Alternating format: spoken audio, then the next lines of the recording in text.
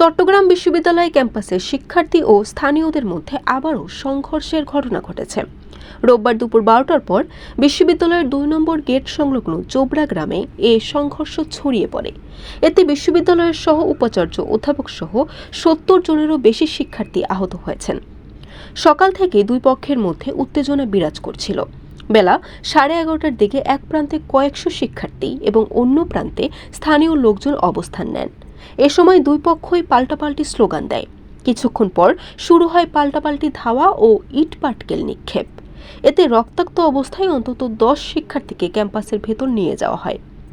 শিক্ষার্থীরা অভিযোগ করে বলেন, বিশ্ববিদ্যালয়ের 2 নম্বর গেটের কাছে এক ছাত্রী একটি ভবনে ভাড়া থাকেন। গতকাল দিবাগত রাত 12টার দিকে তিনি ওই ভবনে প্রবেশের চেষ্টা করলে দারোয়ানের সঙ্গে তার তর্ক হয়। এক পর্যায়ে ভবনের দারোয়ান তাকে মারধর করেন। এ সময় 2 নম্বর গেটে থাকা শিক্ষার্থীরা দারোয়ানকে জিজ্ঞাসাবাদ করতে গেলে তিনি পালিয়ে যাওয়ার চেষ্টা করেন। পরে শিক্ষার্থীরা তাকে ধাওয়া করলে স্থানীয় লোকজন শিক্ষার্থীদের লক্ষ্য করে ইট পাটকেল নিক্ষেপ শুরু করেন। তখন সংঘর্ষ ও পাল্টাপাল্টি ধাওয়ার ঘটনা ঘটে। এরপর স্থানীয় লোকজন মাইকে ডেকে লোক জড়ো করে শিক্ষার্থীদের উপর হামলা করে।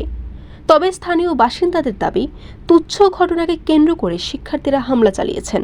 ভাঙচুর করা হয়েছে ঘরবাড়ি। শিক্ষার্থীদের অভিযোগ, সকাল থেকে ঘণ্টার পর ঘণ্টা সংঘর্ষ চললেও দুপুর 3টা পর্যন্ত পুলিশ বা সেনাবাহিনীর কেউ আসেনি। বিকেল 4টার দিকে চবি ক্যাম্পাস এলাকায় সেনা সদস্যের উপস্থিতি দেখা যায়। শিক্ষার্থী ও স্থানীয় বাসিন্দাদের মধ্যে দফায় দফায় সংঘর্ষে ক্যাম্পাস সংলগ্ন এলাকা ও উপজেলার একাংশে 144 ধারা জারি করেছে জেলা প্রশাসন। শিক্ষার্থী ও স্থানীয়দের মধ্যে চলমান সংঘর্ষ আরও ভয়াবহ আকার ধারণ করেছে। এর মধ্যে স্থানীয় কিছু বাসিন্দা রামদা দিয়ে কুপিয়ে 2 শিক্ষার্থীকে ছাদ থেকে ফেলে দিয়েছে। একই সময়ে আরেকজন শিক্ষার্থীকে ধান খেতে কোপাতে দেখা গেছে। রবিবার দুপুর 12টার দিকে এই হামলার ঘটনা ঘটে।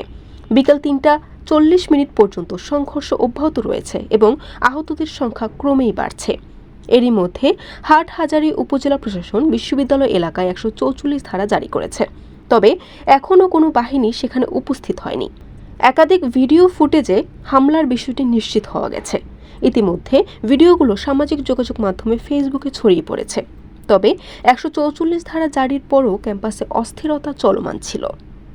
বরিশাল.নিউজ।